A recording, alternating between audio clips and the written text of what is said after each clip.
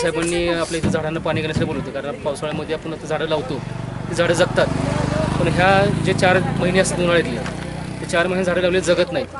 सगळ्यात महत्त्वाचे आपले वृक्षारोपण करून ही झाडं जगवली पाहिजेत.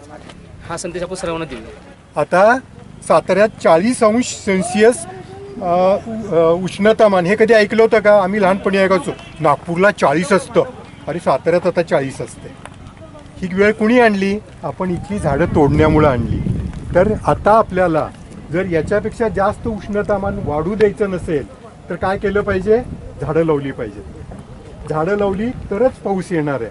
म्हणून आपल्याला आता हे पाणी घालावं लागतंय.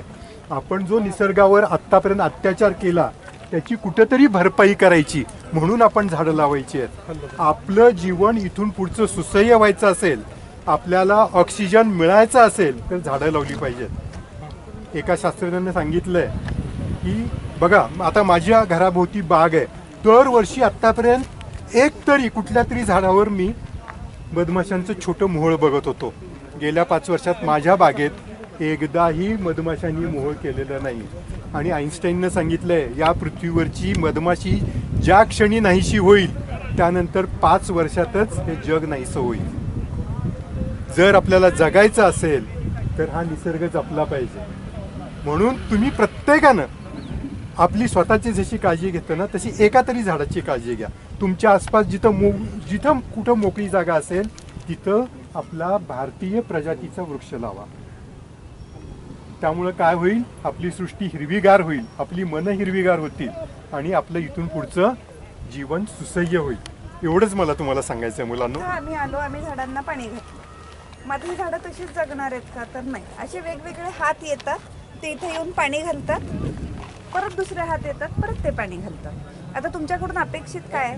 आपल्याला पाऊस कधी येतो? जूनच्या 2-3 आठवड्यामध्ये आपल्याकडे पाऊस यायला सुरुवात होते. तुमच्या भागामध्ये तुम्हाला जिथं कुठं रस्त्यावरचं झाड दिसेल आणि तुम्हाला वाटेल की ते झाड वाढत चाललंय, त्याला पाण्याची गरज आहे, ते झाड आपण त्या झाडाला तिथं पाणी घालायचं आपापल्या गल्लीमध्ये. आणि दुसरं काय करायचं? आज गेल्यानंतर उद्या संध्याकाळपर्यंत बोंबाबोंब करायची.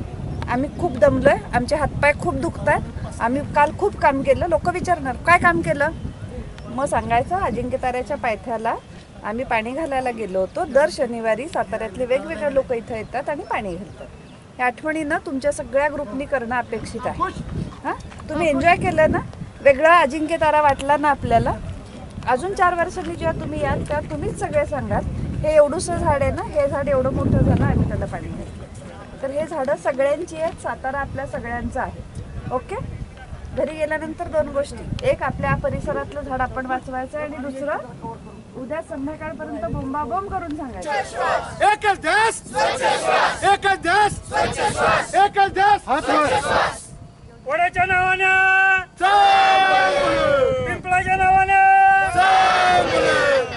युन युन येणार कोण? झाडाशिवाय हायस्कूल, युन युन येणार कोण? झाडाशिवाय हायस्कूल, युन युन येणार कोण? झाडाशिवाय हायस्कूल. वडाच्या नावानं पिंपळाच्या नावानं, आंब्याच्या नावानं, आपट्याच्या नावानं